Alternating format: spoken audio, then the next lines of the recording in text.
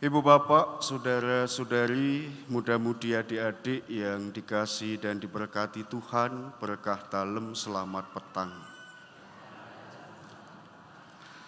Bagi orang Yahudi, mereka memiliki pemahaman yang kurang lebih utuh dan menyeluruh bahwa di dalam hukum agama mereka itu kurang lebih ada 613 hukum.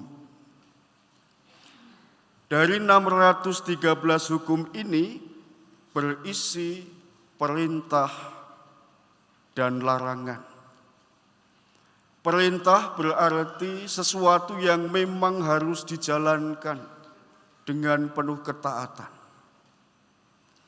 Dan larangan berarti sesuatu yang memang tidak boleh dilakukan. Jadi dari 613 hukum itu berisi perintah dan larangan. Perintahnya ada 248 dan larangannya itu ada 365. Maka menurut pemahaman orang-orang Yahudi, keseluruhan hukum berisi perintah maupun larangan itu berjumlah 613 karena mau menunjuk bahwa jumlah organ manusia itu total ada 613. Maka nanti monggo para dokter silahkan mengecek apakah benar dalam tubuh kita itu ada organ yang jumlahnya 613. Dan sepanjang tahun berarti ada larangan yang tidak boleh dan harus dihindari. Karena 365 itu menunjuk ada 365 hari dalam satu tahun. Maka bersyukurlah kita tidak menjadi orang Yahudi yang hukumnya banyak banget dan jelimet. Karena apa? Kita dapat 10 perintah Allah dan 5 perintah gereja saja lupa semua. Apalagi suruh ngapalin 613. Sing perintahe cetha mung 10 perintah Allah, 5 perintah gereja saja kita lupa. Nek ora lali, biyen wis tau ngerti, saiki wis lali. Jadi monggo nanti dibaca kembali 10 perintah Allah itu apa, 5 perintah gereja itu apa, dan sudahkah kita menghayatinya? Nah, orang Yahudi itu punya semangat religiusitas yang tinggi sehingga apa yang menjadi perintah dan apa yang menjadi larangan Allah itu betul-betul mereka hayati. Dan seringkali inilah yang menimbulkan kesombongan rohani mereka sebagai bangsa terpilih dan memandang rendah bangsa lain atau bangsa kafir atau bangsa yang tidak mengenal Allah. Maka menjadi menarik ketika kita mendengarkan perikop Injil Matius pada kesempatan ini.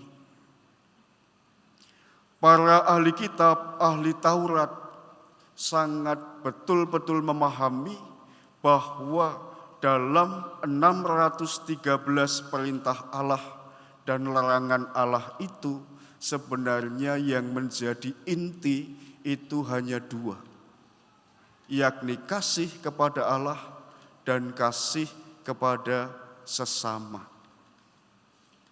Dan menurut Tuhan Yesus, kasih kepada Allah dan kasih kepada sesama itu adalah totalitas atau kesatuan sehingga tidak bisa kita pisahkan.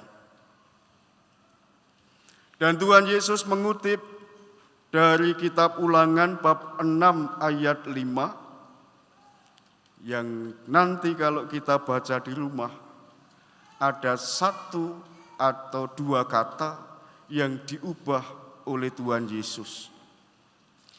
Di dalam kitab Ulangan bab 6 ayat 5, di sana dikatakan, kasihilah Tuhan Allahmu dengan segenap hatimu, dengan segenap jiwamu, dan dengan segenap kekuatanmu.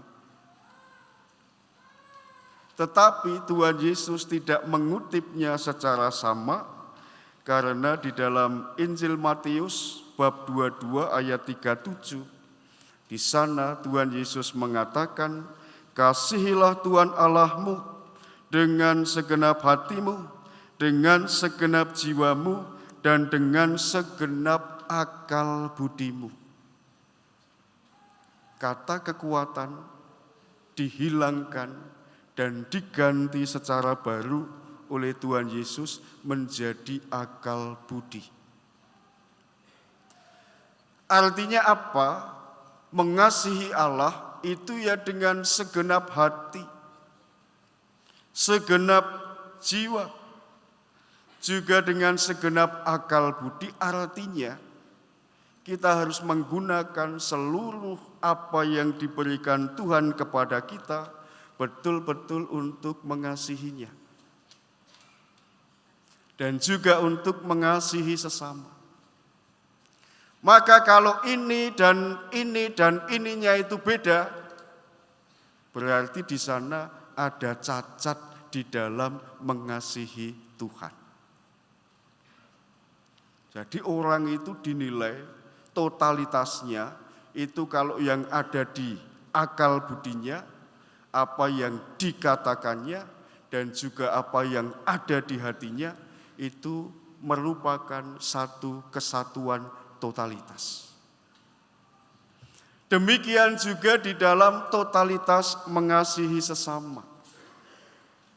Yang di dalam bacaan pertama disampaikan dengan jelas apa yang harus kita lakukan kalau kita mengasihi sesama, lebih-lebih yang lemah, yang miskin, yang kekurangan, dan yang tertindas.